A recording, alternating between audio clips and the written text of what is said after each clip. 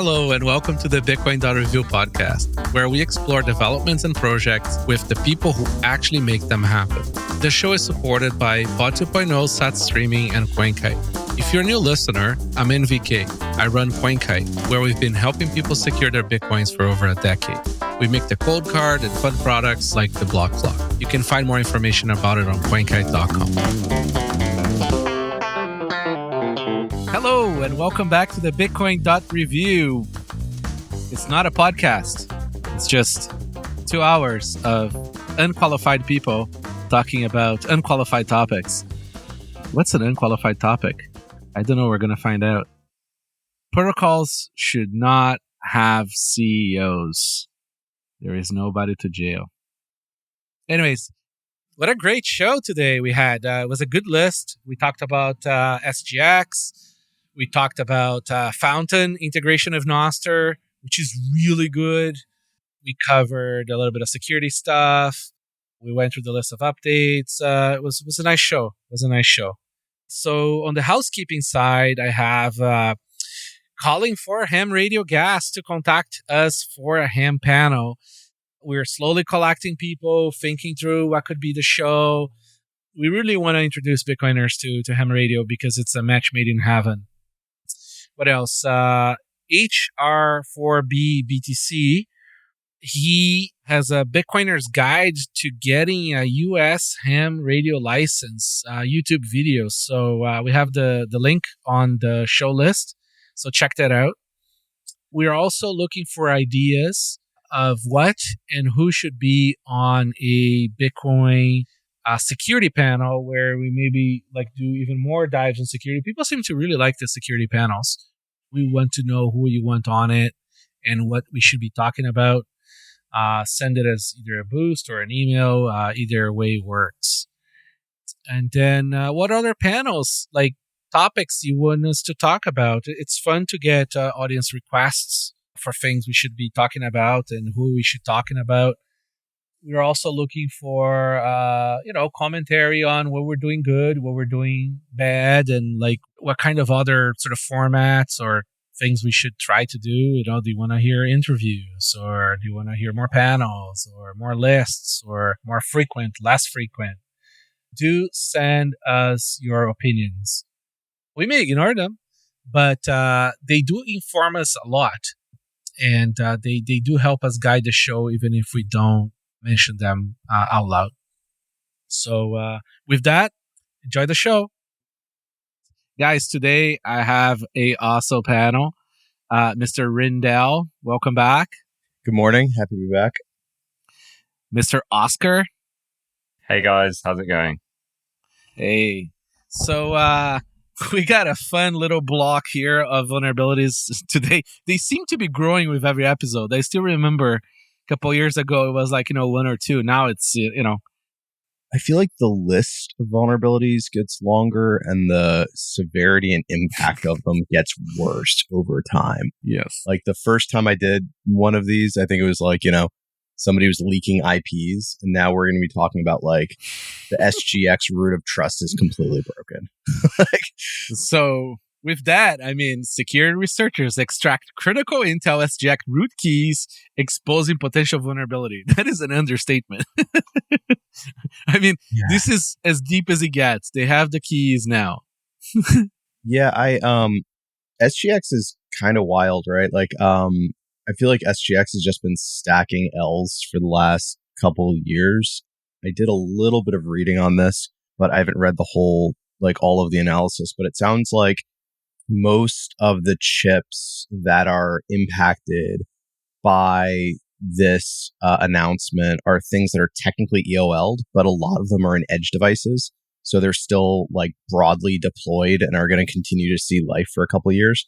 And, the way that SGX usually is meant to be used is use SGX to set up an enclave, right? Which is a area of memory and execution environment that the OS can't see and can't get into. And then there's a number of keys that are supposed to be inaccessible to any user land process that you can use to do things like key wrapping, and you can use to do remote attestation. which is like you can get a signature over the code that's running in the SGX enclave. And it sounds like what happened here is there's this root provisioning key, which is unique per chip, but then that gets protected by a key that's in hardware that's common across every chip of that microarchitecture. And so it sounds like that root provisioning key and the root sealing key got spilled. And yeah, like the SGX root of trust is basically broken now. The thing that I don't understand yet is like, is this a remotely exploitable bug, or is this something where like you've got to be, on the box with, doing fault injection or something? I just don't know what the actual attack looks like. So an interesting thing about SGX is that, I think since the day it was announced, the security community was sort of like, there's no way this idea is going to work, right? Because, what they're trying to do here is they're trying to essentially run an HSM in common hardware at die level to, lower cost and make it accessible to devs, really. Because, people who know what it is to set up code to run inside an HSM understand that it's an absolute clusterfuck. Mm-hmm. And, and they saw like this market in all these sort of, let's call it the hipster stuff, try to do, bridges for shitcoins and, key wrapping for privacy of shitcoins. And, for example, Signal uses for, I think it was like to wrap the hashes of like user contacts or something. Not to encrypt the messages are encrypted on client, right? Yeah. And, there's people trying to do VPNs that are blinded using this. And, it is nearly a impossible security model. Okay. That's the truth, right? It's very difficult to have a trusted boot die piece on common hardware that sort of like wraps and then rewraps and then rewraps something else to then be in some secure enclave, right? Like somebody has to have the keys to put the code inside, right? And then what you try to do is you sort of like burn some fuses, right? So that like people can't go back, and those are e-fuses, right? Which is a super cool concept. But the thing is, like, these things are not infallible, right? So there's always going to be a way to take the key out. It's a matter of like time, resources, and simple destruction, right? Yeah. So essentially, when it comes to hardware wallets, what we do is the risk is moved to the edges, right? So, if you break one device, you're taking the keys from that one device, right? It's like one Bitcoiner's keys. When you move the trust to the center, right, now you have these keys on a server that is tending to main users. That becomes essentially a honeypot. So the incentives to try to break there are much higher, right? And you're dealing with, again, designs that are made so it becomes more accessible to devs that are not necessarily security people to build software, similar to Amazon HSMs and all that stuff. So, it's always a matter of time. And what pisses me off, I guess, about SGX is that SGX been sort of essentially like semi-pound in many different ways. It's like a piñata of the industry since it came out. Like there's always a new vulnerability to SGX. And I kind of think it's a little negligent to use it, especially when you're making privacy claims. It's very tricky. When you make like economic claims, right? Say like, for example, the private key is in there, nobody can take it. I mean, for as long as nobody takes the money, it's like your claim's still kind of whole, right? It could be like a retirement attack, not by the vendor, but by attacker who's waiting out, but still.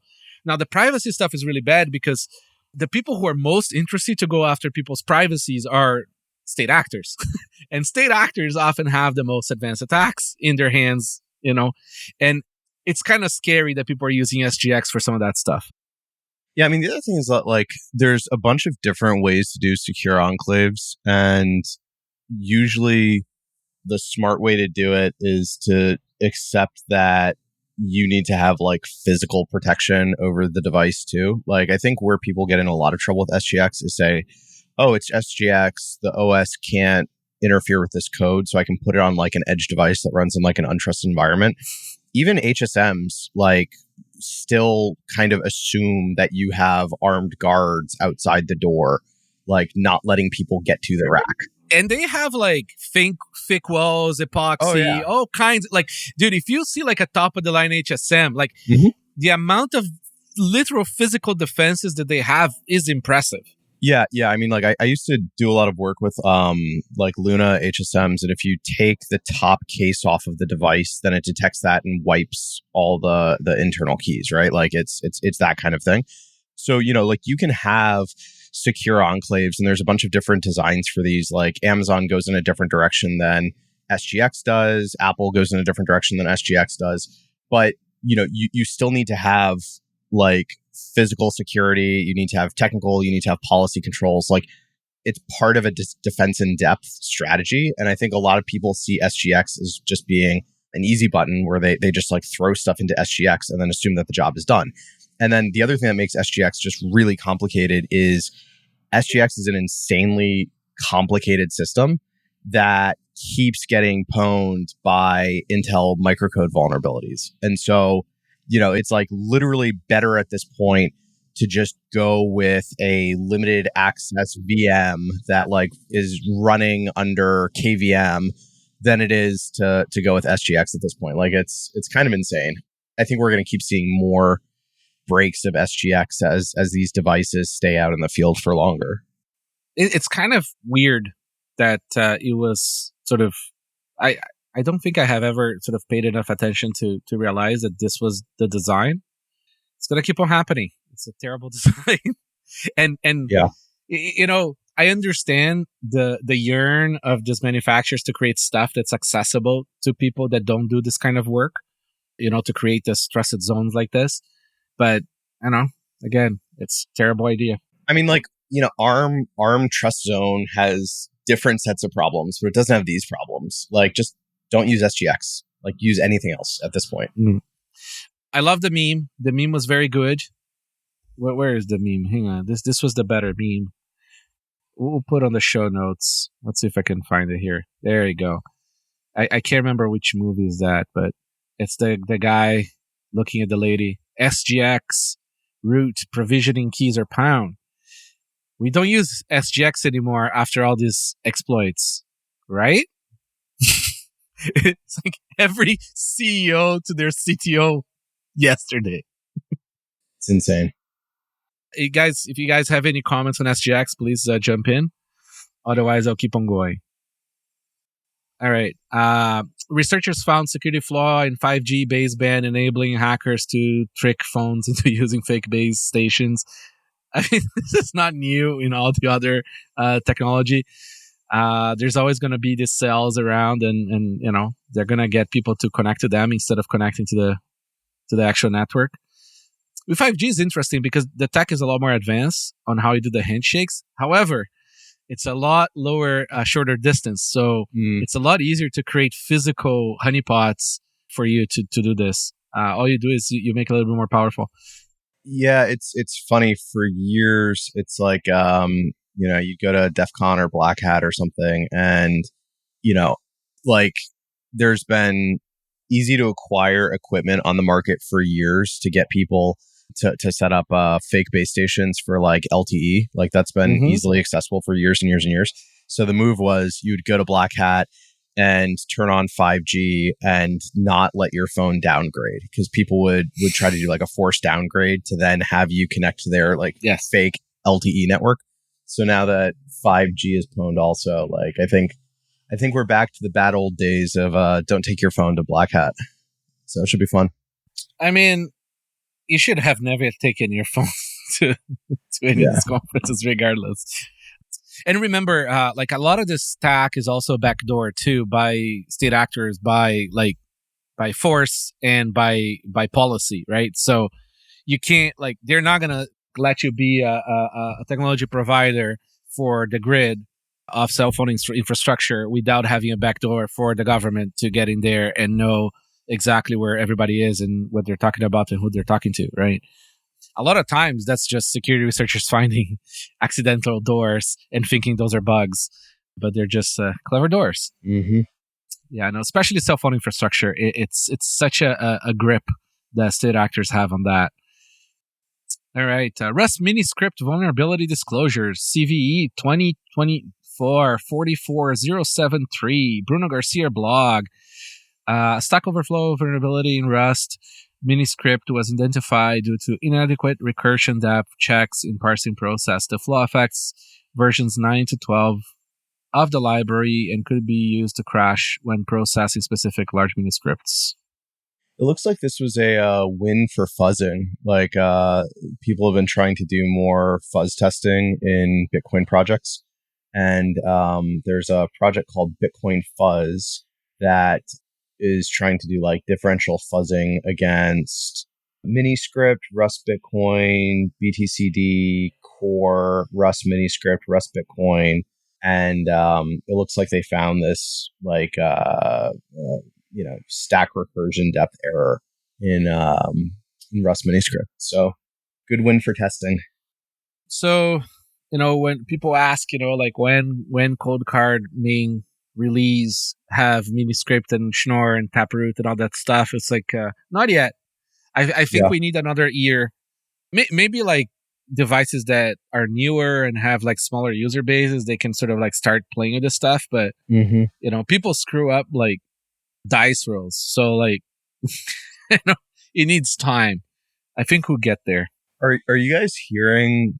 So I mean, there's like a few loud voices in the everybody should support miniscript camp, but are you guys hearing like actual customers or software wallet providers actually asking? Yeah, I don't think so. Zero, except for Rob. Yeah, I was gonna say it's Rob and maybe the Liana guys. Liana. Yeah, it's like Rob and the Wizard Sardine guys, and like that's probably the people asking you for it, right? Yeah. So BitGo, I've heard BitGo wanting to charge people that wanted to use them as cosigner, so they would integrate minis, but like charge real money, right? Right. So nobody has enough customers to do that. And the DK multisig on Liana, I think is very cool, but I don't think there's a market for it because it requires key rotation. Yeah. Like the whole wallet rotation. Yeah. UTXO rotation. So that's a problem. And Rob's thing, I think, is the only true real use case for it that there is market demand, but it's very niche, right? So there is enough wallets, and they can use the edge release. It's multi-sig anyway, so I wouldn't be too concerned. We have talked about creating a website for miniscript templates that are sort of like, kind of like vetted by people, blasted by many that are like, oh, this is kosher. We're just starting to do unsorted multisig again. So that should be in the next release. Again, right? Like the world was very scary before sorted multisig, and then BIP67 fixed a lot of that problem, which was sorting multisig. Yeah. And now here we are back again in sorting multisig. Why are people asking for unsorted multisig? Miniscript. Oh, okay. And things like of the sort. And also, we have a lot of customers that use BitGo cosign in like, more big money sort of environments and enterprise-y things. And BitGo is pre-BIP67, so in order to cosign them, you need unsorted. Yeah, I've got a hunch that a lot of people aren't really going to want to be using a lot of miniscript stuff until mini TapScript gets better deployed. Like the whole point of miniscript is to make larger, more complicated scripts composable, right? Like Rob's thing is a time decaying multisig. That's what Liana's doing too. They're doing the time decaying multisig. Mm-hmm. You really want to put that stuff in different tap leaves and not just have like the giant SegWit V0 script. So I'm thrilled that they're working on it, but I'm curious like how many people are kind of holding off because I don't know, maybe customers for that stuff don't actually care. Like if you're... I think the reality is, aside from enterprise, which normally prefer to outsource the risk with some insurance, like the 99% of the market is very happy on single sig. And single sig plus passphrase. Yeah. It is remarkably adequately secure for most people. And like the solutions add a lot of trade-offs, and they're not 10x better yet, right? Maybe some more clever tap leaf scripts sort of get over the no covenant concerns, and get us somewhere, but I still not quite there. I think normally when you have a 100x sort of like improvement with a new solution, the market adopts very fast. Yeah. It's just that there isn't, right? It's just more complicated. It's better, but it's not 100 times better. Yeah, and like if you're actually, enterprise or holding big bags, like you don't want to be rotating your keys every 6 months. Like there's a lot of operational complexity that comes with this right now until we get covenants. I mean, many reuse the same address. Yeah, right. By either like contract covenants or something. Yeah.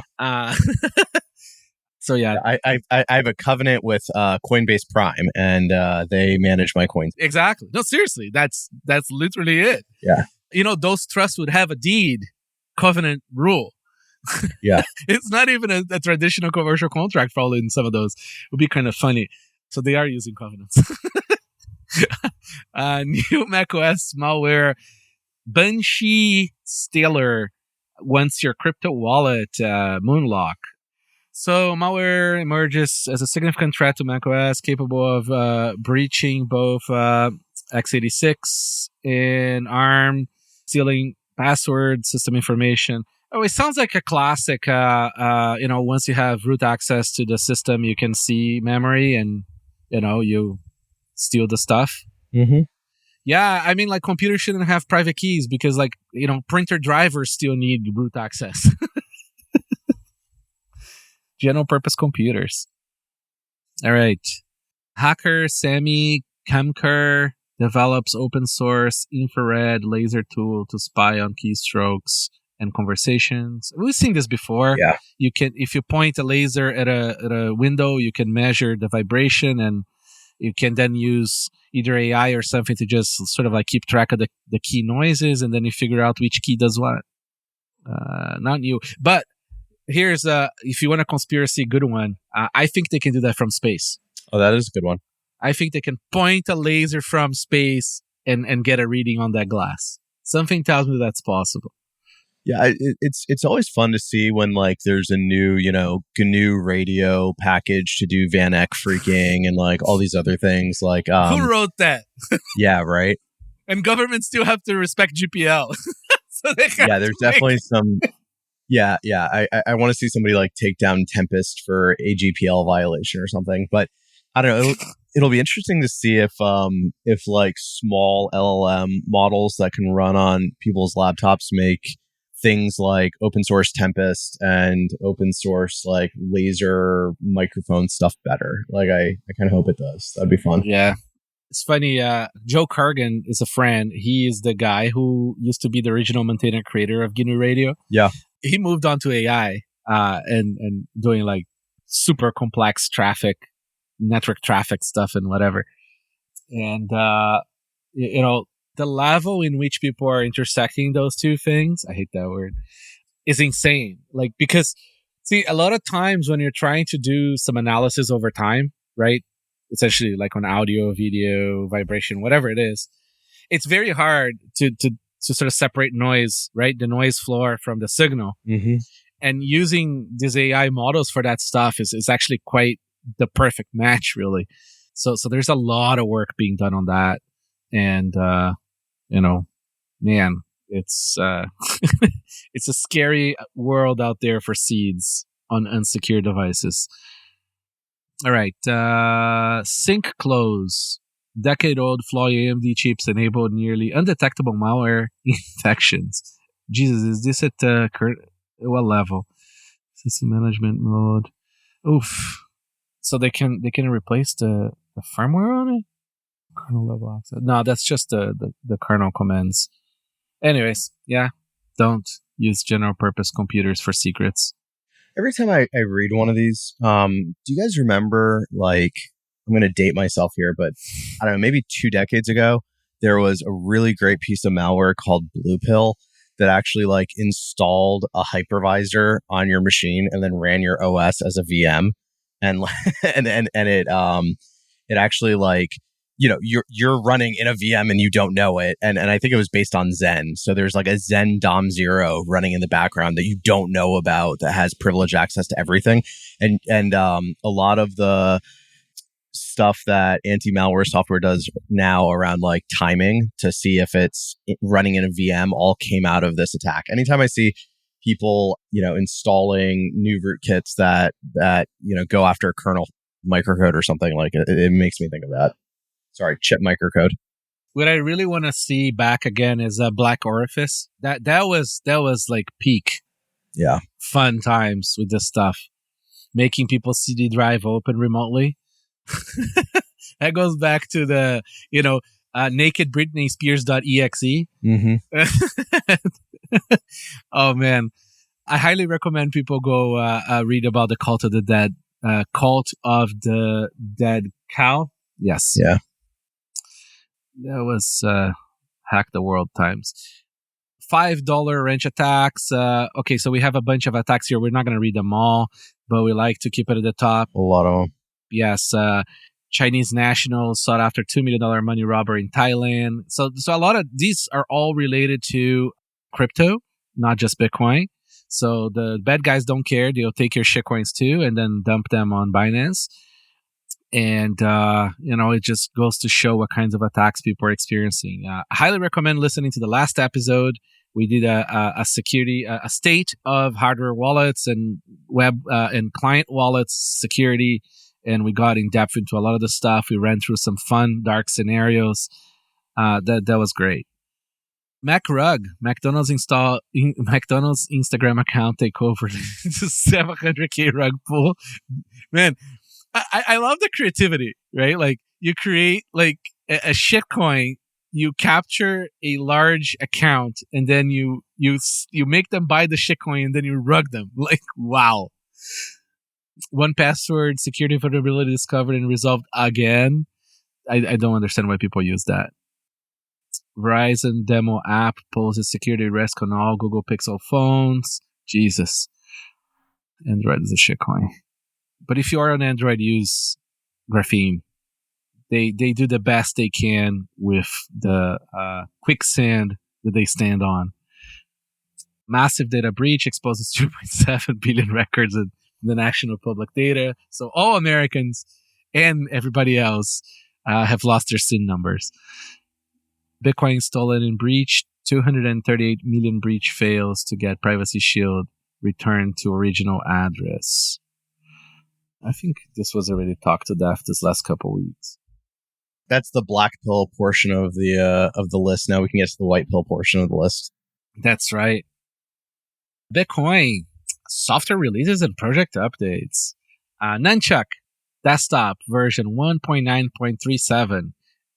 Add a new Byzantine row facilitator admin that can help clients set up wallets and blinded to the wallet balance and transaction history. Nice. Cool. Syncing performance optimization for wallet transactions and a few other things for Android.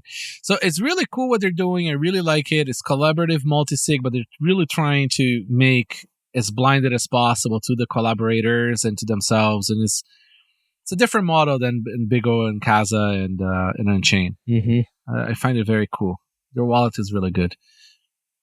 Mempool 3.0. Man, a lot of stuff. They have the accelerator now public to everyone and the instances, Mempool goggles, so you can look at transactions, RBF timeline visualizations. Man, the list keeps on going. I was going to say the RBF stuff is actually incredibly useful. The RBF tooling is super useful, not just for like the normal thing, but if you work on Bitcoin software, fee bumping is just like a fact of life now, whether you're doing RBF or CPFP. And a really good way to like spot check your software is if you're running on reg test and you're like testing your fee bumping, being able to spin up mempool space in a container and like go look at the transaction and see that it did the fee bumping correctly, at least according to Mempool, which is what all of your customers are going to do. Your customers are going to go to Mempool space and see if it got fee bumped correctly. So being able to test that locally is really, really helpful. It's they do great work, and they are the Mempool. Yeah, people don't like to acknowledge that, but they are the Mempool. Oh, they also have Pushtx as part of this release. Oh, cool. Or was part of the last release. Yeah, part of the last release. So if you're running your own mempool, you can run your own Pushtx access without having to write any code. For the people that don't know, Pushtx is an NFC way for you to just broadcast a transaction straight from a cold card or other wallets that may start supporting it. We public domain the SPAC. Nice. And what's really cool is there is no app required. You can literally go and some stranger on the street and tap their phone and get your transaction out through their phone. Some privacy concerns there, but it is magical. Yeah, it's also got the new pizza tracker UI. I don't know if you guys have seen this. If you go to a Mempool space link from like a mobile wallet, that instead of showing the whole Mempool space page, it shows you like their version of the Domino pizza tracker, and it shows like where your transaction is in the oven. Mononaut has promised me that it's 30 minutes or it's free. So should be good.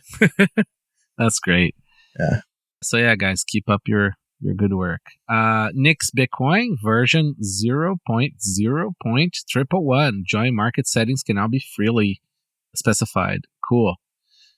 Still calling out any FreeBSD, OpenBSD, NetBSD person out there. We need a real OS for a reproducible Bitcoin OS. That'll be I'd love to see it, and I'd love to see an application for that project on OpenSats too. Then you can run on some serious hardware, networking hardware. Anyways, Blue Wallet, version 7.0.2, total balance and overview screen. Version 7.0.0, toggle to disable privacy blur. iOS lock screen, widgets, BIP47 payment codes available to everyone. Seems like BIP47 is making a comeback. I've seen in a few other projects. Krux installer version 0.0.2-alpha, called refactor, from Nodeyez to Python. Good for you guys. Burn Node with fire. Rebuild project from Electrum to Kiwi. Nice too. Kiwi is a multi-platform Python binary wrapper. Support for macOS ARM. Support to download other versions, more hardware support. This is great. These guys are killing it. It's my favorite DIY FOSS hardware wallet on the market. Odudax from their project was on our last episode. Oh, cool. So, yeah, great dudes. A lot of them are in Brazil too, so they understand the people can't afford market. Brazil has 100-200% import tax on chips, so it makes sense. Floresta version 0.6.0, expose some unexposed values for JSON RPC. Yeah, Floresta's been killing it. This was a pretty big release. What is a Floresta? So it's a U3XO node. U3XO is this idea that came out a couple of years ago. A couple of people have worked on it. The idea is instead of keeping the whole UTXO set in your node, which is only going to grow over time, the idea is that your node just keeps a Merkle root. And then whenever somebody sends a Bitcoin transaction, they send Merkle inclusion proofs that prove that the UTXOs that they're spending are included in that root. So it lets you keep, a single 32-byte hash instead of a whole UTXO set, which can be gigabytes and gigabytes. And I think it's really interesting for eventually it might be interesting for low power devices, more constrained hardware, that kind of thing. So what Floresta is a U3XO node that has a Electrum server interface. So you can take a mobile wallet or, a light wallet on your desktop and point it at a Floresta node, and it's just like you're interacting with a normal Bitcoin node, but the back end of it is doing U3XO. So it's a super cool project. Yeah. What's the next thing? There was the other project, the Zero Link or something. Zero Sync, yeah. Zero Sync. Yeah, Zero Sync is the step above. Yeah, well, and I think in the penultimate vision of this, you do Zero Sync and you do U3XO, right? Because what Zero Sync does is instead of you having to download the entire chain from Genesis and replay every single block to build up the UTXO set, instead you just download a snapshot of the UTXO set and a zero knowledge proof that proves that every block from Genesis to now was valid and followed consensus rules. So the proof that, or the UTXO set that you have is valid.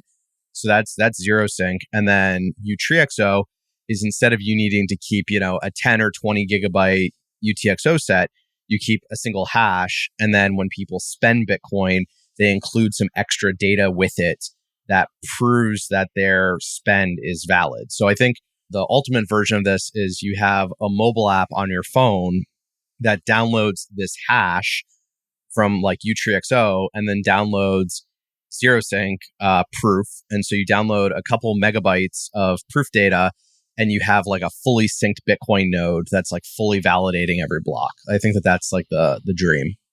Yeah. It's, I always go back to, like we were talking about from first principles way back a few mini shows ago. Like, what happens when you have 3,000 years of block data? Yeah, right. To go back, like, say we're 3,000 years into this Bitcoin experiment, right? Like, how do you sync from Genesis? Yeah. And how do you know that like some fork didn't happen, and then got forgotten too, right? Like, so, like this happened through humanity a lot, right? Like something goes in some different direction and then returns to the mean, but like much later, and you don't know what happened in between, right? So anyways, that could be a solution. All right, Bisq 2 version 2.1.0, new feature, add support for Lightning Network and additional Bitcoin settlement methods and a few other things. Bitkey firmware version 1.0.84, fingerprint error diagnostics. Add diagnostics to account fingerprint scan errors. You can tell this is a corporate note here. This was a manager who wrote this. No, I think this was an engineer who wrote this, and then a manager said, "Give me your release notes," and he said, "Here you go." Oh, I see. Yeah. There you go. App, now you can pull down home screen to refresh Bitcoin balance, and feature callouts.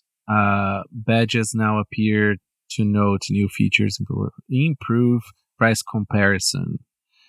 boltz-client, magic routing hints. Add proper support for magic routing hints. Add new command for sending and receiving using clients' wallets. Nothing special with the last release, the previous release. Add support for low-ball transactions. Boltz Exchange. Boltz backend. Rewrite in Rust. That's where I stop reading. Nodeyez version 24.08. Network price info comes from mempool.space instead of Bisq. A few other updates. ESP-miner version 2.1.10.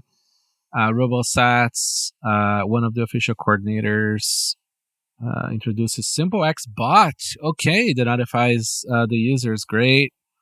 All right, Project Spotlight. Pushtx, I already mentioned that one with the mempool.space. People should check it out. Have you guys, so now that you can do like self-hosted Pushtx broadcaster, right, with like self-hosted mempool space, are you guys thinking about adding a setting in the cold card to like change the root URL? It's always been there. Oh, really? Okay, cool. Yeah, it's always been there. Awesome. The first release had a bug though. Oh, okay. You didn't let you save, but no, it's always been there. There is hours. And our node does anti-timing attack defenses too, so it releases the transaction from different places. There is the mempool as a setting, and then there is write your own.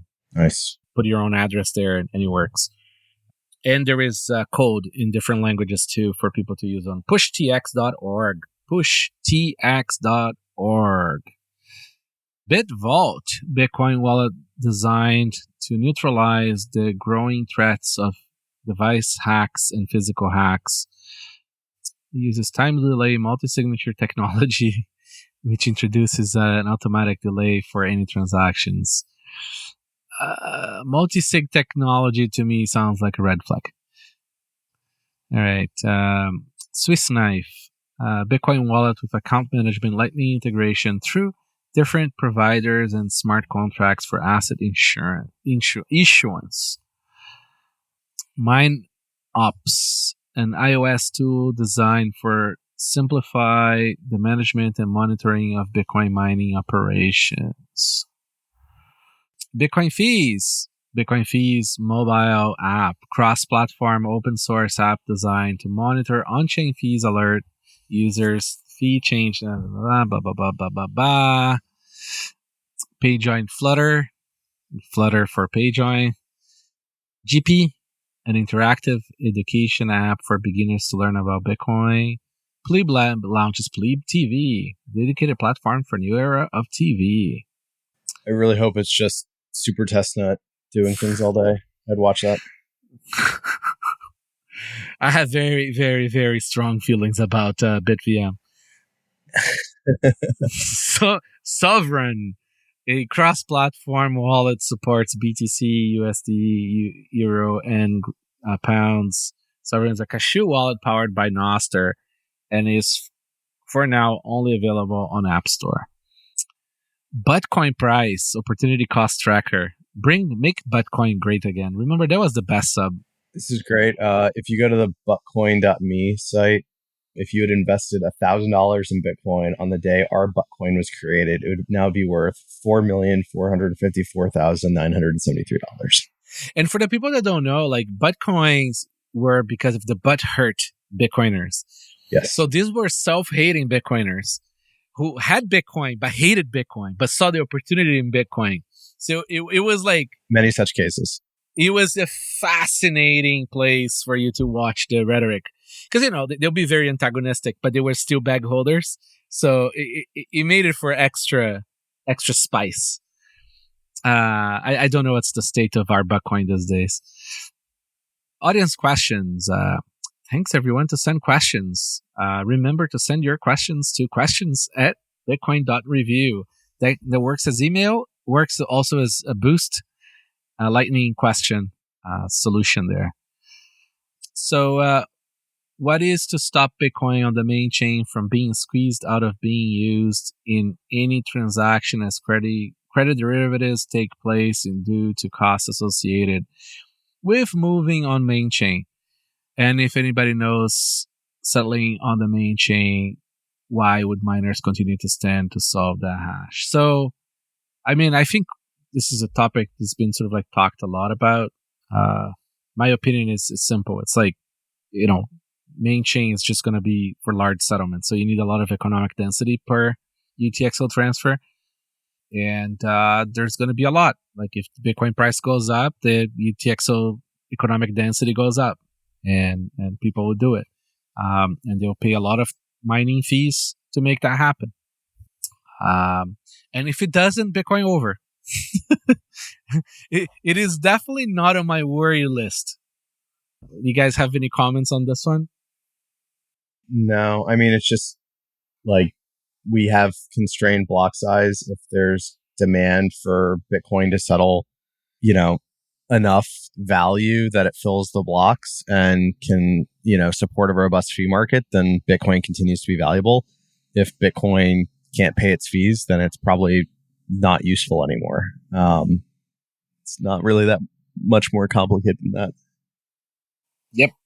It's not a new one, sir. But thank you for the question. There's no stupid questions. If you've got 3 Mark IVs or 3 separate vendors all running the same compromised dark skippy software, but in a 2 of 3 multi-sig, still the same risk, elevated risk, or multi-sig setup negates. How about a single sig weak passphrase? Whim. Thanks whoever sock wrote this. I don't think dark skippy would get through a multi-sig signature, right? Like you get stuck on the script. Mm-hmm. No, this only worked for single sig as far as I remember. Well, it seems like you could do the same trick for a multi-sig because it's you're smuggling out information through the nonce. So you could still, like, each signature in a multi-sig still has to pick its own nonce. Yes, but how do you get it out? It's in the transaction. So yeah. you'd have to have like all of your devices. If all of your devices are compromised by dark skippy, then it's the same as if... Yeah, you're going to see the signatures. Yeah, totally. Because you're going to see each of the signatures on chain. And then this person asked about like single sig with weak passphrase. The passphrase just like doesn't actually affect the signing. Yeah. It affects loading your seed phrase. And so like single sig with strong passphrase that's compromised by dark skippy is still compromised by dark skippy. Yes. The trick is don't use signers that are compromised by dark skippy. Yes. I think it's we've debated this one to death on the 2 previous episodes ago. Yep. It's just, these things are always eternal September, right? The thing is, devices with secure boot, they're using RFC 6979, which is deterministic nonsense, and have deterministic builds. They are extremely unlikely to be able to be compromised by this. You'd have to make specific devices to people. Even then, they can check. You can check the signature on a separate device if you're concerned about the vendor. I mean, I'll put this in the extremely unlikely, nearly impossible attack to actually pull it off with a secure hardware wallet that is verifiable source code. I think it's extremely likely with a Raspberry Pi, and that's why the attack was shown with a Raspberry Pi. Again, it goes back to this thing where it's like there's no zero-sum answer to any of this stuff. It's like that's how these things are portrayed on Twitter. But the broadness of hardware is very different. Like all these hardware wallets have very different secure models and very different levels of security, from like a lot to nearly zero. So, use secure devices and you're probably fine, especially if you have to ask. Thoughts on using mnemonic passphrases for address verification when sending Bitcoin. Client and signers will both generate a mnemonic phrase of the receive address. This makes checking of address more user-friendly, less likely to be, just check the 6 last letters of the address and you're fine. At one point, I was doing a little bit of work on using other things like there's a project out of Blockchain Commons called LifeHash. It's like visual representation of like a hash value. Like it gives you a little picture with like a bunch of swirls and colors. And the idea is that, hashes that are even a little bit off create wildly different images. I think stuff like that is kind of interesting, but like address poisoning attacks end up you have to be like very specific about where between seeing the address and signing the attack is, because it's like, the most successful attacks like that are like clipboard hijacking, right? And so if you are a victim of like a clipboard hijacking attack and your client and your signer are both showing you the same address, but it's the wrong address, then like that's actually a really good attack. And it doesn't matter what fancy mechanism you have to verify that like on the device and in Sparrow Wallet, you're sending to the same address if you're like sending to the wrong address. Yeah, it's amazing to me that like exchanges show you a QR on screen to send your $1 million in. Yeah. And there is no method for you to like, BGP verifying on a different channel or something that's the address. So like attacking the hardware wallet, the fake address is really like so far down the chain of concerns. Yeah. And I mean, listen, if you're going to do it, map the 8 last hex digits to a word list and then just show 2 words. Yeah. Like that's a very common thing that like people do for anti-phishing. We do that on Coldcard. I'm cautiously optimistic that long term, we're just going to be signing receive addresses with like identities that are so like if you know that every month you send money to Coinbase, right, to pay the bills or whatever, like get the pub key from Coinbase, load it into your signing device, and then drag, a signed blob from Coinbase into your hardware wallet that contains an address and a signature over that address, and have your hardware wallet validate that, like, yep, this was signed by the Coinbase like pub key.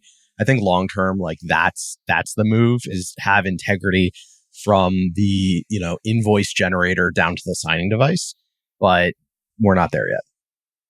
Yeah, I mean, another thing I wanted to see is like signed PSPTs. I think that's like, and ideally even encrypted PSPTs. That'd be nice. That'll be nice, right? Because it's very easy for you to share a pub key or something, right? You already share the XPub with the wallet anyways. Yeah. So you have a nice solid setup there.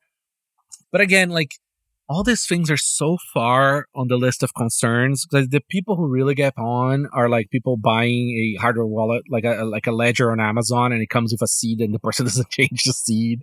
Right. It's already in the box. It says this is your seed phrase. Yeah, that's right. In order to save you time, sir, it comes pre-populated. That's right. This is extra secure. All right. Privacy and other related Bitcoin projects. SimpleX version 6.0.2. They improved. This guy's raised some $1.3 million. Good for them. Oh, that's great.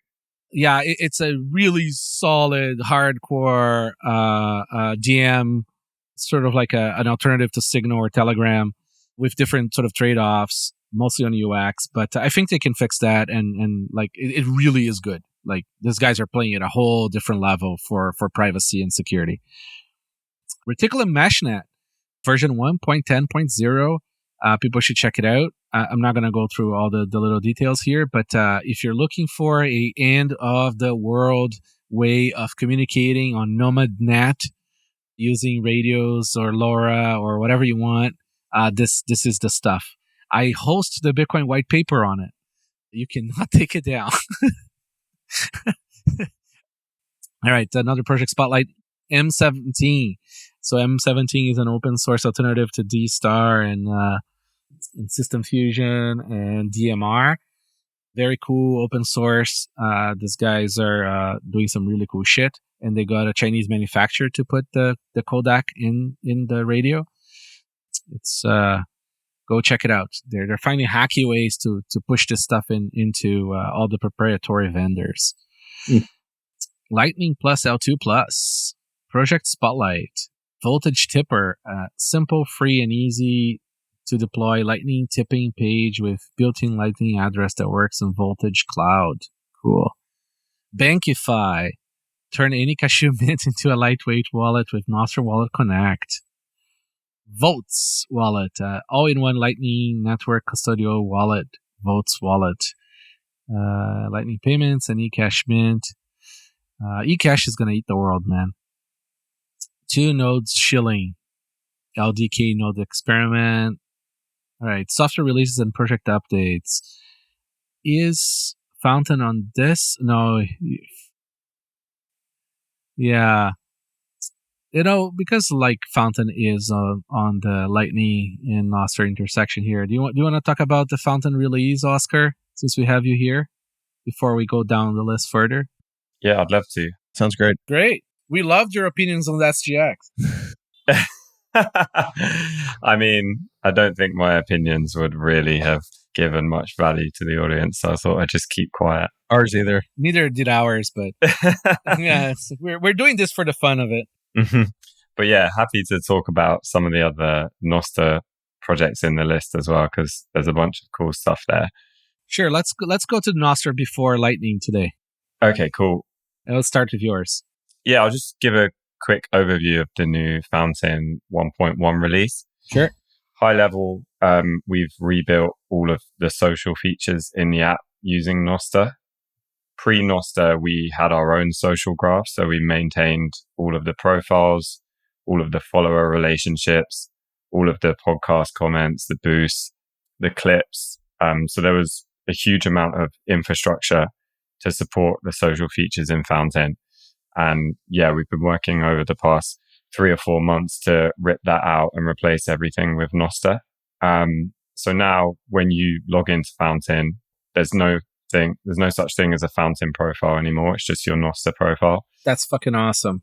And the new Fountain home feed, the thing that's been working in Fountain for the past 2-3 years, the reason why podcasters love it, and also podcasters outside of the Bitcoin space as well, which is another thing we can talk about maybe in terms of the onboarding challenges there.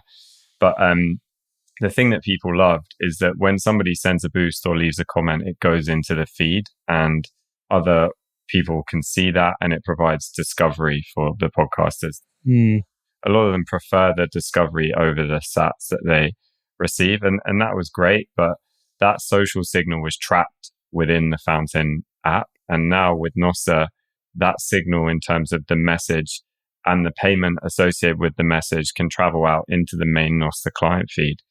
And I think this is really interesting on a couple of different levels because number one, the reach associated with these posts is much bigger. And for podcasters, that's amazing. A payment that you send within your podcast app can go viral on Nostr, on, Primal or Damus or Amethyst. And that's really cool. But then also because of the fact that Nostr is so flexible and programmable, we can do things like change the UX of what is a comment. So in Fountain, you don't have to make a choice whether to leave a comment on the content page or share a post on your social media feed. We've merged these two actions into one. And this is what I think is most interesting, because if you think about the way media on the internet works today, if you go and watch a YouTube video, the top comment on a YouTube video might be incredibly hilarious. It might link out to some ancillary content that's useful for like further exploration of the topic, or it might just make you laugh or move you in some way. But as a user of one of these platforms, I'm forced into either leaving a comment on the YouTube video or copying the YouTube link and sharing that on Twitter or wherever else. And now with Nostr, we can do both at once. And this is something I think is going to be really cool. It also unifies the conversation around the content so that you can have somebody who's looking at the comment list under the piece of content and somebody that's viewing the comment in a feed participating in the same conversation. So I think this stuff is going to be really interesting. The feedback's been great from the new version. And I don't know how much you want to get into it, but I think we're one of the first social apps to actually migrate to Nostr as opposed to building from scratch on Nostr. And there were a bunch of really difficult challenges to go through. And luckily, we're still quite small. And so we could overcome those challenges with quick decisions. But I think there are a lot of lessons learned. If we want some of these bigger apps, products, services to actually migrate to Nostr, then maybe there's some learnings there. So happy to talk about any of those in more detail. Yeah. My biggest criticism of a Fountain that I had, right, was the fact that all this interaction is trapped in your app, right? And when you have a smaller app social graph, it's hard to justify the effort, right, into putting all this value in there that's stuck in there. And you see that with Boost, and then the booster's stuck there. It doesn't show anywhere. And I mean, Lightning message shouldn't exist to begin with. Yeah. But that's a different conversation. And I think it was beautifully done. I think you guys killed it with how it was implemented. It feels just like the Nostr magic. It has that vibe, right? Once I put the NSAC of the pod in there, and I started using Fountain again, and it's oh, look, all my content is here. All the comments that people make are there, right? All the zaps. And it's boom. This is what Nostr is. It's this magic pill, right? That you put in a thing and it's boom, you're connected to the full social graph. And then you have that Bitcoin sort of Lightning component that just works, right? So for example, one thing I didn't see is I mentioned to you, right? We got this massive boost. I think it was the biggest boost we ever got, and it didn't show up. I'm trying to understand technically why it didn't. Yeah, so that boost was sent from the Breeze app, right? I don't know.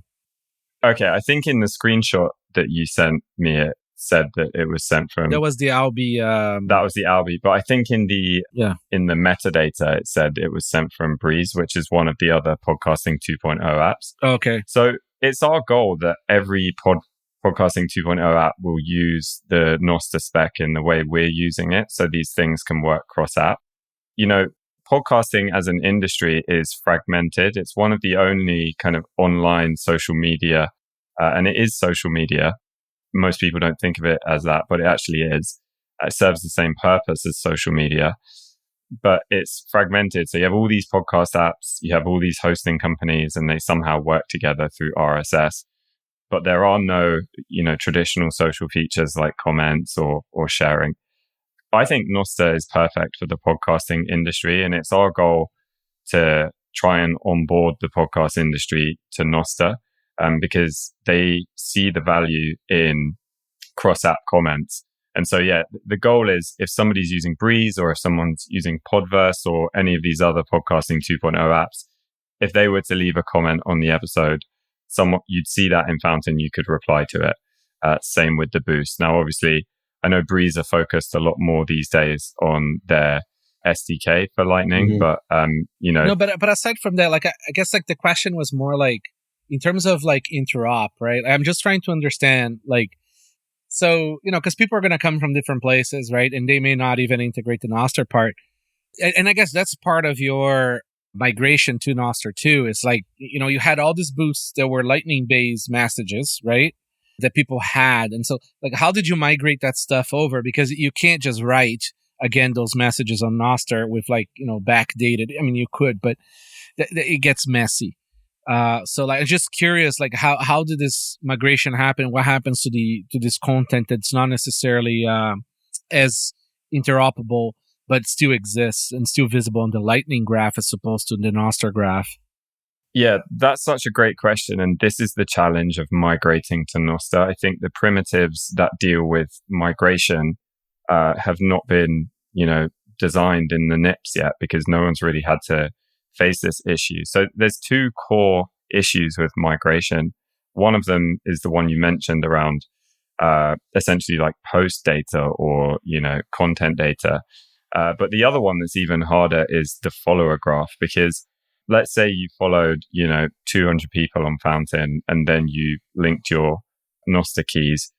We have no ability to run a migration and copy across the followers because we need your keys to actually sign the new follower state. And we also felt that it wasn't right to do that in an automated way because there's just so many edge cases. Because also, if you happen to update to the new version on day one of the release, but half your followers don't update for, the next, month or so, then it leads to all of these edge cases. And yeah, going back to the comment data and the payment data, there's no way for us to historically sign those and convert them into Nostr events. We could do that, but again, the edge cases involved around the ordering of who's joined Nostr. For example, someone might have sent a boost to this show and you've connected your keys. So you replied to it on the old version of Fountain. We can sign your reply, but if the user who sent the boost hasn't entered their keys, then you get out of order. So the challenge of migration is really hard. The way that what we arrived on was just having like two sets of data. One that is the newer data post 1.1, which has all of the Nostr features enabled, like liking, reposting, replying, zapping, quoting, and then the old legacy data, which just still shows up underneath the episodes, but it just shows up as, a payment that's essentially non-interactive. Yeah, it's have you guys addressed or looked into like how to embed audio clips on outside? So for example, on Primo, if I highlight or I have like an audio clip, like how do I embed that on like a kind one note? Yeah. So this is something that we didn't quite get to for 1.1. Currently, we do have like a auto share to Nostr, but it just shares the clip link to Fountain and the copies across the hashtags.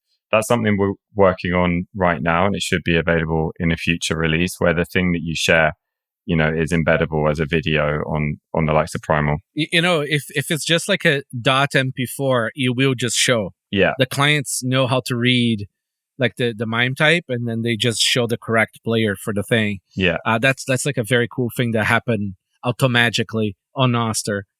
I think one of the reasons we wanted to wait, and because we did consider just doing that MP4 sharing, is we actually want the clips on Fountain to be indexable on Nostr in a way where you can link back to the episodes. And also, the downstream Nostr data types that kind of sit on top of the audio clip data type are also really interesting. Things like playlists, for example. If you have a bunch of clips from this show on a particular topic and they all can fit together in a playlist, and that playlist can not just be viewed or listened to on Fountain, but also any other Nostr client, then that's the type of thing where, it gets really interesting. And we wanted the kind of building block clip data type to enable that rather than just sharing the video. So that should hopefully be coming soon. But yeah, there's so much more we can do with Nostr. Now we have the basics right with the profile, the follower relationships. Have you guys looked into doing Nostr Wallet Connect so I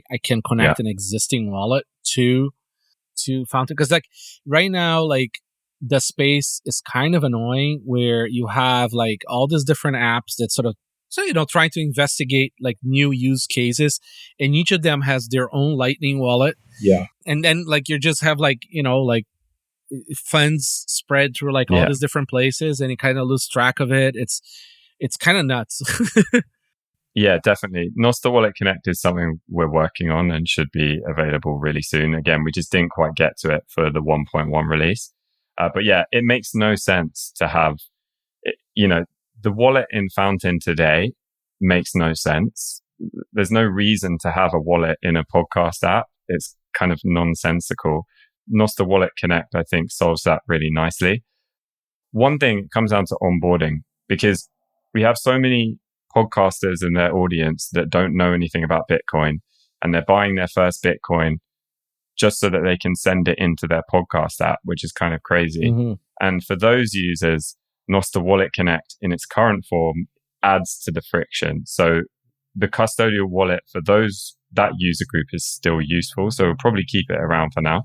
Oh, no, I'd love Nostr Wallet Connect to use with my other custodial wallet. So for example, I already have like, say a wallet on Primal, right? Like I want to connect to their wallet. Yeah. Like I don't want to run my own Lightning wallet. It's a pain in the butt. Yeah. Well, but the other thing, and this is another challenge that we had, is that obviously Primal probably has the best UX of a Nostr client, especially for someone that's new to Bitcoin, because the wallet's integrated. The other thing that was challenging is the lack of remote signers. So, some people are comfortable putting in their NSEC into the app, and, you were probably comfortable putting in the NSEC for your podcast into Fountain. On Android, we support NIP55 Android remote signer. So apps like Amber can be used to remotely sign without putting your NSEC in.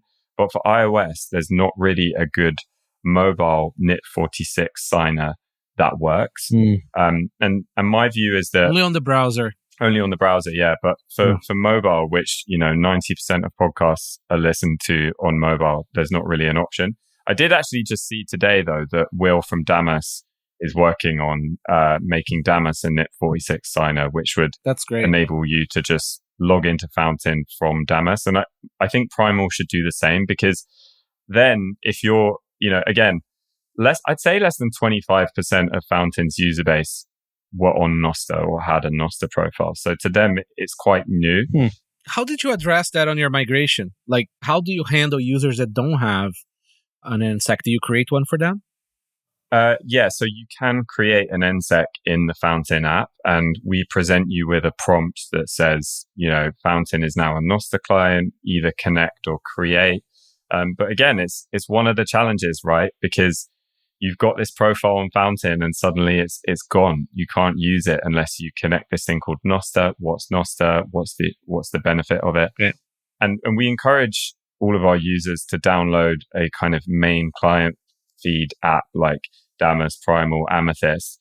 But with the remote signer, if we were also asking them to download a third app to act as the remote signer, then you've lost them completely. So my view is that the main Nostr clients should also be the remote signers. Oh, absolutely. And then from those apps, you can manage your connections. Like that feels intuitive. And it also potentially gives Fountain and other apps, a revenue source where we can kind of send them to, one app or the other. I mean, you can also just use NSEC bunker, and sort of like do all that through Nostr to get another client to sign keys. There's like a lot of work being done on that. But, it's kind of cool because it's seamless to the user, but it is more work. And, you guys it's not your core competency. So like, it's going to take time. I guess since I have like one more question about this is is this the thing that finally kills the podcast index that's like fully centralized thing, or like, I love what they did. I appreciate the effort, but like, it always rubbed me the wrong way that you have this like, completely centralized thing that like requires 1% of your boosts or streams in order to be listed. Like there is something like intrinsically wrong about having a centralized DNS thing. Well, it was funny because like the whole shtick was, hey, this one centrally run index is like bad for podcasting. Use our centrally run index instead. Yes, absolutely. Yeah. So like, I'm just curious, like, can we kill the need for a centralized index of podcasts using Nostr as is right now? Yeah, I've got a lot of thoughts on this. First off, I'd say that, the need for podcast index was a really big one, because you had the likes of the directory that everybody used before podcast index was the Apple podcast directory, and they were taking down content left, right, and center.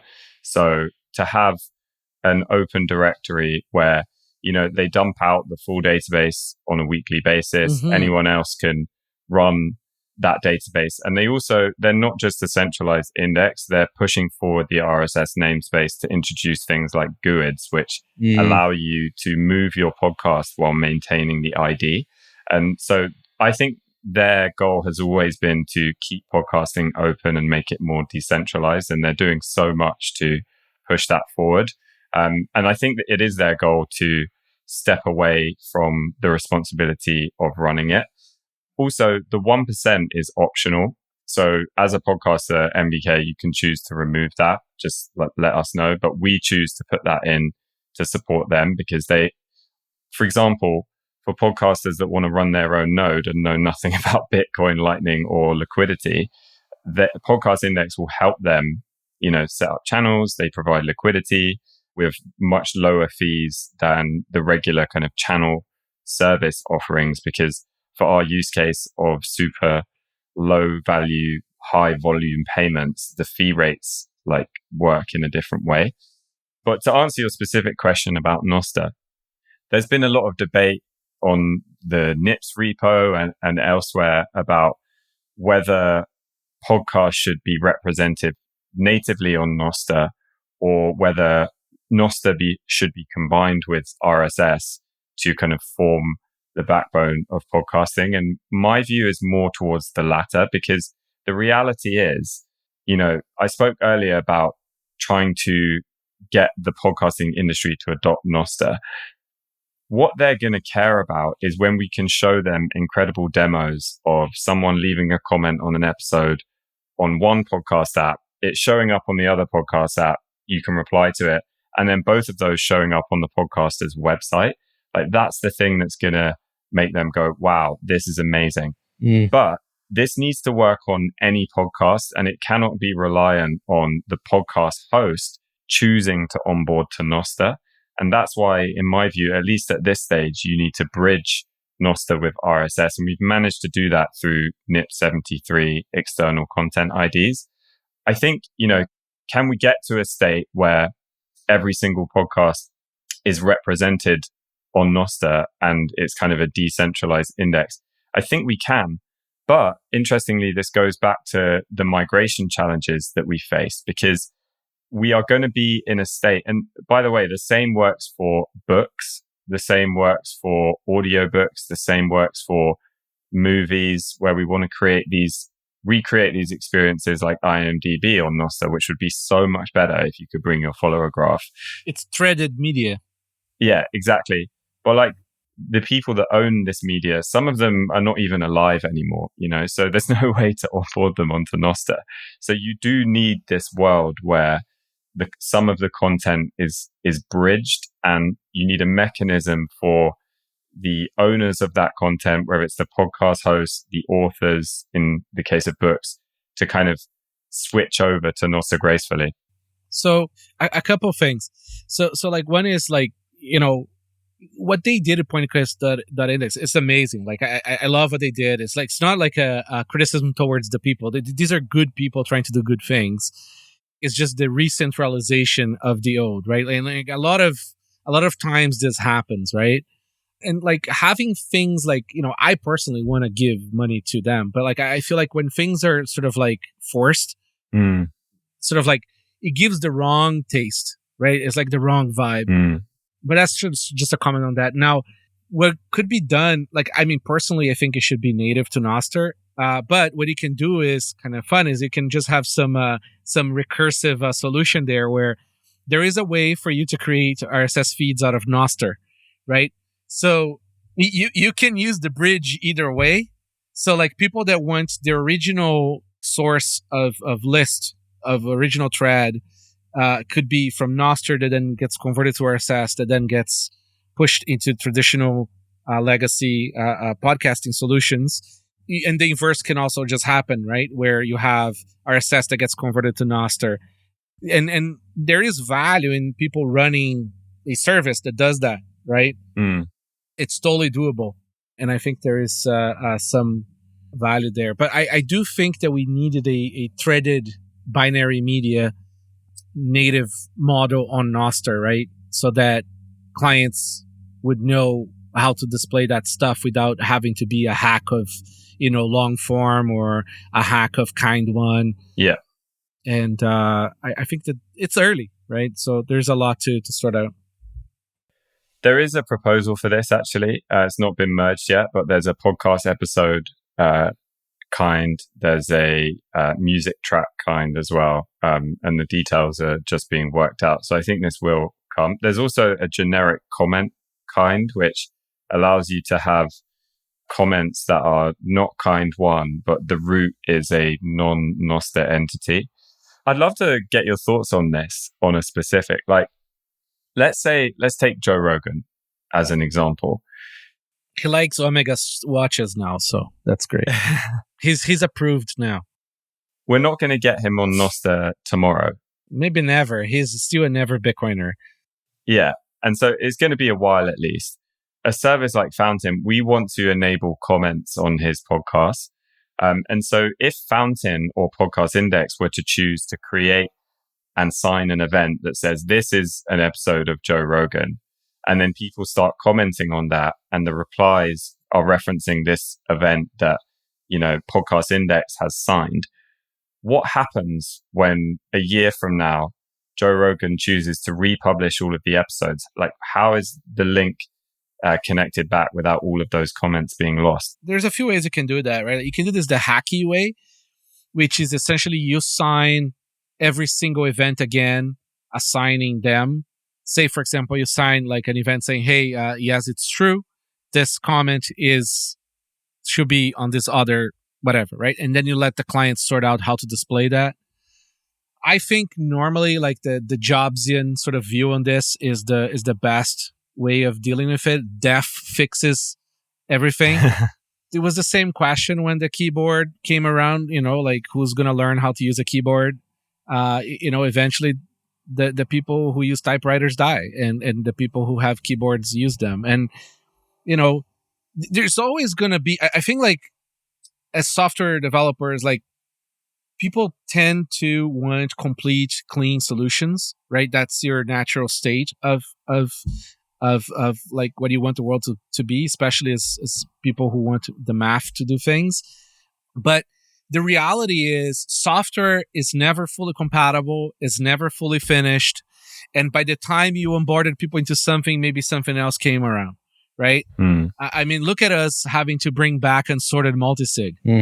These are like insanely deep changes to your signer. It's super tricky. But anyways, the point is like that is how technology evolves, right? It's messy. So being able to handle messy with like practical solutions often is the best answer, right? Like Nostr is an extremely imperfect protocol that just works beautifully and triggers the fuck out of every single cryptographer known to walked on this planet, right? Same with Bitcoin, by the way.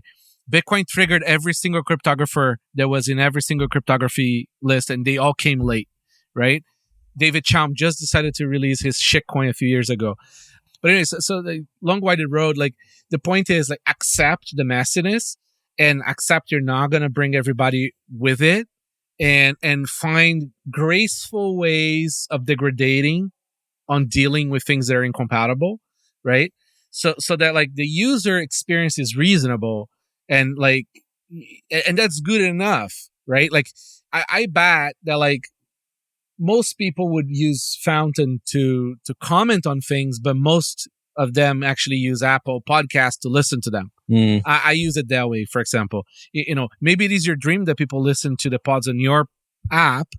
I don't know if that's like something that's important to you or not, but the reality is like users are going to live with the same content in different places, and I think that's something we need to accept, especially when we are the underdog, right? And it's so early for us. So I really think that like, handle Joe Rogan in some reasonable way that is good for the users, and like kick the can like a little bit more ahead, right? Like it's okay, like you don't have to have perfect.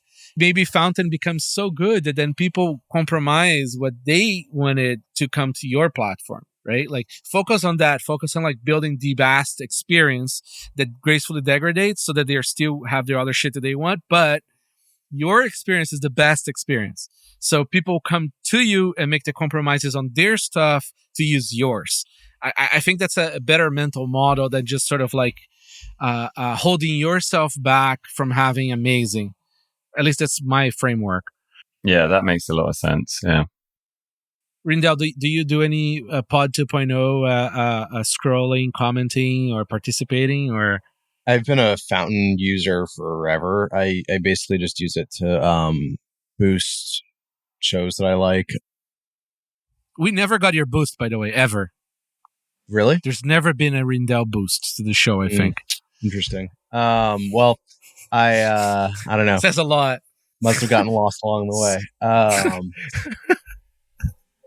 Yeah, I don't know. I used to comment, and then I used to use like the clip feature a lot. I thought that like I really thought that would take off. Like for a while, there were a couple users on Fountain that I followed because they shared clips that I liked, and I just liked their taste. And it's like, oh, instead of going and listening to a whole bunch of episodes, like this dude clips the best parts of them, so I'm just gonna like boost his clips.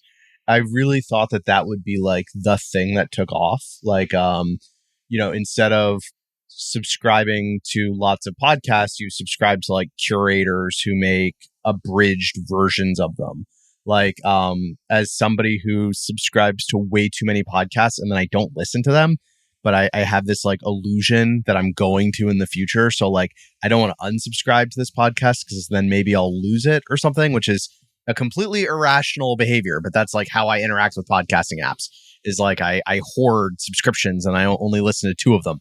I thought like, okay, maybe this is the way that I'll deal with that, is I'll just subscribe to the right abridgers and I'll listen to their clips. But I don't know, never really took off. Or it didn't seem to, at least in my usage. That's the vibe. Because you were a walled garden, right? You were completely closed social graph. The vibe was that like it wasn't going anywhere except for the core group who are awesome, right? Like, Ape Meef Rendier, right? Like he comments on all the Bitcoin pods and, he participates on sending us boosts and things. But like, aside from this very core and hardcore group, it didn't feel like it was sort of permeating out because the content was stuck. I think with this change that you make, like you guys are going to totally win now. Like it's different. Like, because I see the comments showing up on all the different clients now for Nostr, right? Like it's really cool to see the social graph tapping in. It's exactly what Nostr is meant for. So it has that vibe now. The clips, man, get the clips out. Yeah, we need to get those clips out. I think the other thing, and MVK, I'd be curious to hear more about the latest on unleash.chat as well, because I think now that we have the open social graph that's connected to the podcast, the open content library, which is the podcast, like you can do some really cool things. Like what I find most interesting about the Fountain audio feed is that the frequency of posts is lower. Because if I open Primal or Damus, there's hundreds of posts. And if I'm just checking it quickly, I can only really go back so far in time. Whereas if you shared a podcast episode like 3 days ago, I'm never going to see that. Whereas the frequency of audio sharing is much lower. And in the Fountain feed, you can browse a long way back. Now that's just the start, but like it would be so cool if you could go back a lot further, like a month, a year, 5 years. I know Nostr wasn't around 5 years ago, but you get the idea, right? Yeah, but pods do. They do, yeah. And, you know, you could, I think the AI, like natural language questioning as well is also something that can really be applied to this. You know, asking some kind of question like, you know, what history podcast have my followers been recommending over the past 2 years?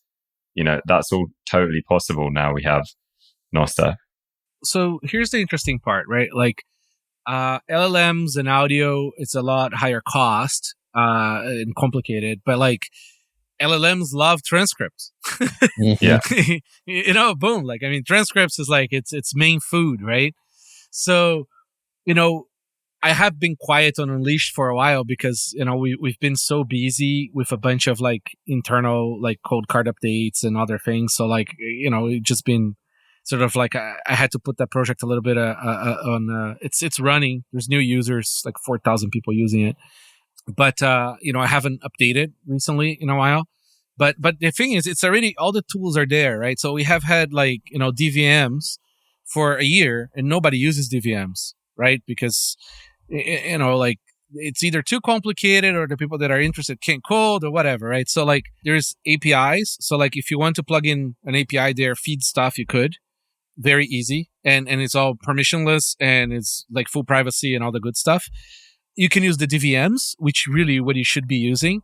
And with the DVMs, I mean, you could have, you know, as part of your search, your app's search could be appended by DVM results, right? So that's one cool thing you can do. You can also have users expose DVMs to the users with like interesting UIs or interesting ways of querying it, right? So the users don't necessarily even know that there's a DVM behind, but like when they ask, you know, like, what was the last Bitcoin review that like, you know, NVK shit on Raspberry Pi? You could totally have like, you know, that kind of stuff. If you feed the Unleashed the data to like learn and query over, right? Now, we've looked actually into having, because there is a few API providers that provide you with all the transcripts going back into history of all podcasts, essentially, right? We wanted to have, I wanted to do a prank on McCormick. So I wanted to have all his podcasts indexed, and then like the AI is like fully ready to answer anything about McCormick and like ask a bunch of like completely retarded questions just for shits and giggles. But it's just too much content. It's a tricky thing. It's like, you know, how much do you feed it?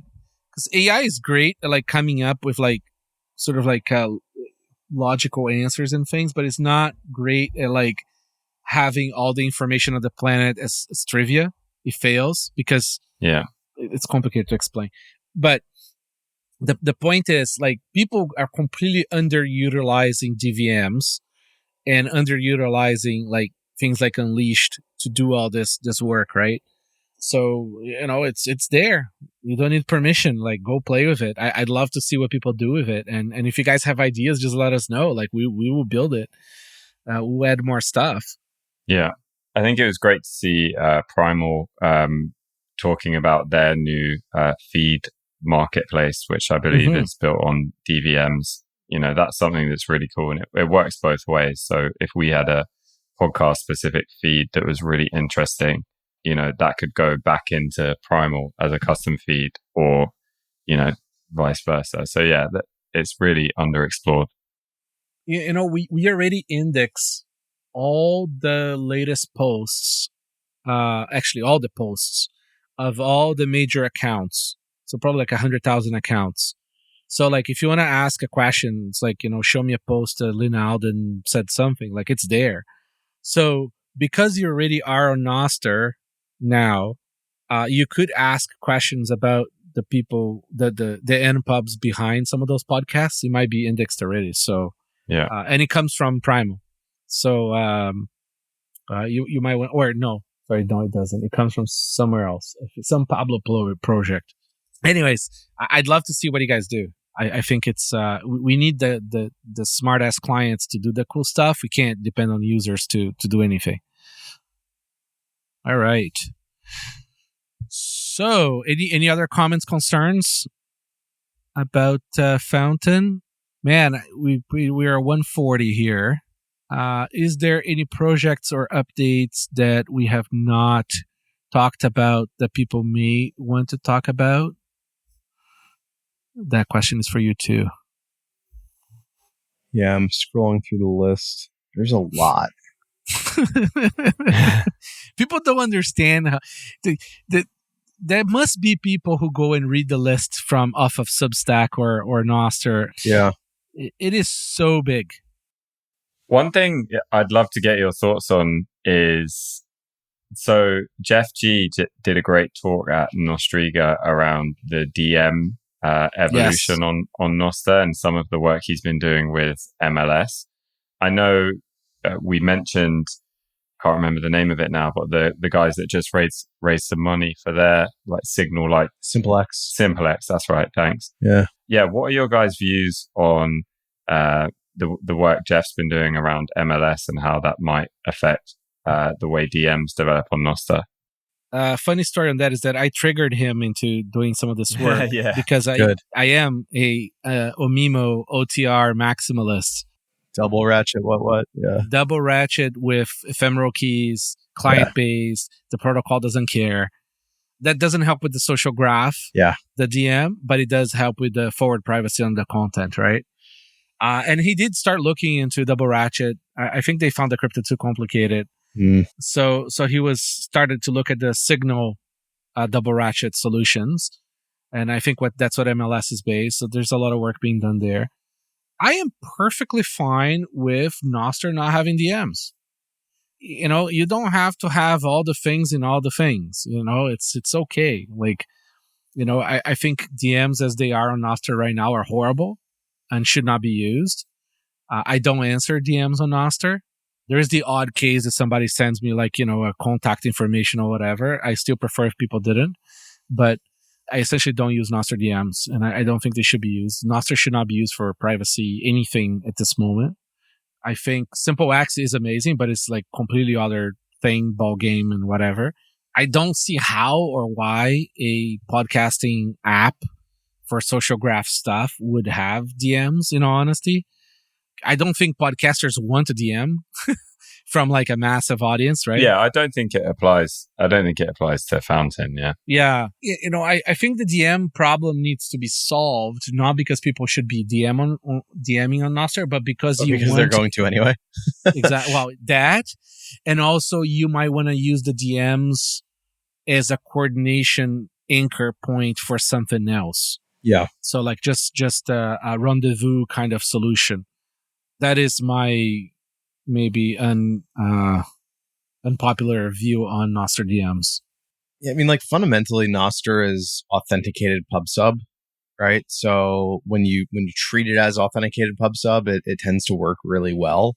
Even with the specs around like ephemeral notes and stuff, like you still kind of have to assume that every relay that you connect to keeps things forever. And so like one-to-one stuff is just weird in Nostr. And I mean, if you want to use it for rendezvous because you've got some wallet backend that's going to use it to trade keys, and then you go and take it somewhere else, I think that makes sense. But I like that take that you probably shouldn't be doing DMs on Nostr. You know, like what a great way to have an ephemeral pub from a SimpleX, where it's like, here, find me here. And it's also disposable ephemeral too, which is like, there's no loss. Yeah, that would be great. I am not a huge fan of the CoinJoin work that's being done using Nostr. I mean, I think it's great that people are experimenting, trying to find other protocols to be the carriers, right, of this information. I just don't think we're in a point where any privacy stuff should be done on Nostr. Nostr leaks IPs, Nostr leaks everything. It is an amazing public square. it is not okay to have a private conversation in the public square. Let's put it this way.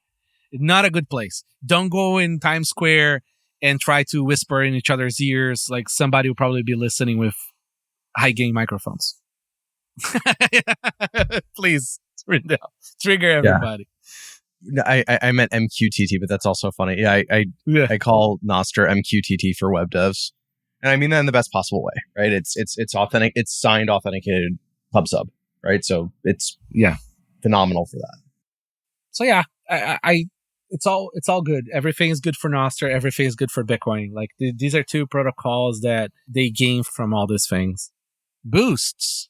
Thanks everyone who streamed Sat. Shout out to the top boosters here. So Zero Knowledge Goof, good one.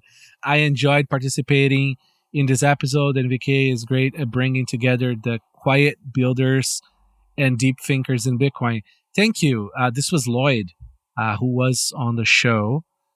We're missing a 450,000 Sat boost that somebody sent through some other boosting channel. He said it's a good signal. So if you sent that kind of money, I tend to be appreciative. What's it? I don't understand 90% of what you guys are saying, but I'm glad that it seems you do. And I find comforting I got to the end, and most weeks. Thank you, NVK and all guests. Yeah, we also find it comfortable that we pretend to understand everything we talk about. If me for Rijndael, Mr. Rob bringing balance to the panel of nerds. Vake, Bitcoin, boring, wartime, good show. Would love to hear dedicated show and attacks. Yeah, we need to figure out how to do that best because it's a lot. For the previous episode, Bitcoin, boring, nothing's happening. That is true. If me for Rijndael, one of the hosts said you could update Ledger firmware without using Ledger Live. Anyone have a link for that? So if anyone has a link, post as a comment on the show and me for Rijndael will see it because now it's on Nostr. QXOTK, walking on grass, paying attention. I'm most grateful. I am a fan of the grass walking too, sir. Loish, how am I going to say this? Loish Odels. Before I fall asleep, I heard blah, blah, blah. People are not verifying signatures. FYI, a non-programmer need explicit instructions how to do this. Ideally for Windows OS, not Linux commands. Most software downloads verify signatures, does not show how to do it. I think we have some notes on the code card downloads page. Windows is complicated because it doesn't come with the tooling, I think. And please don't use Windows with your Bitcoin, even for the client wallet. Just, get a side Linux machine or a Mac and stop using Windows. It's a horrible program. It's a horrible company. So yeah, fuck Microsoft. Thank you guys for all these boosts and these comments. They're very helpful and we're very grateful for them. And send boosts to questions at bitcoin.review or send questions to that same email. We love to hear, and the questions help us guide the show. Boys, I think we covered a lot today. We had a few tangents. Yeah, one other thing on the list, it's not in the project spotlight, but I saw that we had a call out down here that NIST has finally put out finalized standards for post-quantum crypto, which is really interesting. That means they got it. Yeah, right? That's exactly what that means. Yeah, for sure. It's just, they are capable now. Yeah, it means in the basement in Fort Meade, they finally figured out coherence. But there's two standards that have now been standardized for signatures. One of them is lattice based. It's the dilithium scheme that's been floating around for a couple of years, and then the other one is hash based. It uses Winternit signatures and a bunch of Merkle trees. What's going to be interesting though is that pretty much all post quantum schemes have really, really chunky pub keys and really, really chunky signatures. So I think a lot of people are going to see this and say oh, when are we going to fork this into Bitcoin? Yeah, no. And the answer is maybe never. Yes. And part of it is that dilithium signatures are huge, and this like I haven't done all the reading on the hash-based system, but it looks like it has pretty small pub keys, but signatures might be like 10 or 20 kilobytes per signature. So yeah, I don't know, like we'll see, but it's something that people should definitely check out. It's funny, right? Like for the people who don't follow, it's like whenever NIST approves something or specs something out, it means that they now have the backdoor. It's almost like they're like the literal black. They're literally like the red flag, even though they are the people who checkbox the red flag for everybody else. Still remember, like NIST took so long to have any commentary on SecP 256 K1. Yeah, I don't even know if they even have it now, but that was always an odd, fascinating thing for me that like Satoshi picked a curve that NIST had no documentation on. That was like, oh, I clearly know somebody inside the black box, and I know that this one is not broken. Well, it's funny because like there's a related curve that just has like the parameters for it are random, and you're like, oh, where did these big magic numbers come from? And it's like, don't worry about those. They're fine. That's right. Yeah, everything is fine. So yeah, that's cool stuff. It was about time. All right, guys. I mean, we have OpenSats announcements that like, you're going to see, just follow the Twitter and stuff. There's another like huge batch. And if that person who's like a free BSD stan who also loves Bitcoin is listening to this, you should apply to an OpenSats grant to do turnkey Bitcoin node on FreeBSD, because you can probably get some money for it. You'd be like, it's like match made in heaven. Can you imagine you running a Bitcoin hardened OS on a NetBSD device, like a pfSense box kind of thing? That would be so awesome. Yeah, that'd be sick. Like, definitely look at the funding announcements for OpenSats and Spiral and B-Trusts, and then I'm sure Brink will announce something soon. Yeah. Like, I think the general, like the meta thing is that there's money out there to work on Bitcoin and kind of Bitcoin related projects. A lot of it. There is money out there. If you want to do that stuff, you should apply for grants or apply for a full-time job. Like, there's a lot of Bitcoin companies that are hiring. I'm hiring right now. By the way, I'm hiring right now. Nice. I see what you did there. Very good. But there's money out there to work on Bitcoin stuff full time. So, don't let that be the reason why you're not working on this stuff. I love that you guys got Ben the Carman. Yes. I mean, I think that the biggest, the funniest thing is going to happen is like if Cat gets merged and your boss gets like, no, what's the word? Escaped my mind. Essentially, like people completely ignore. Yeah. It would be hilarious. All right, guys, I think we've covered everything that we wanted to cover today. Oh, let's mention that Zeus has a new update as well. Lots of stuff. Not going to get into details. Just know that it did. Phoenix D, LND as well. BitBanana, CL Boss, Clams.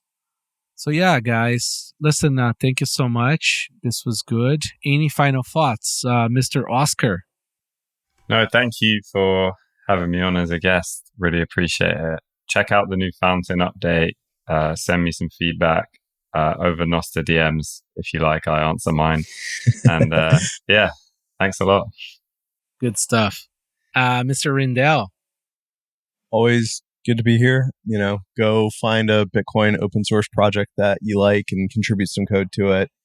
Get a grant or full-time job working on it. Help make Bitcoin better. Cool. With that, everybody have a great day. Thanks for listening. For more resources, check the show notes. We put a lot of effort into them. And remember, we don't have a crystal ball, so let us know about your project.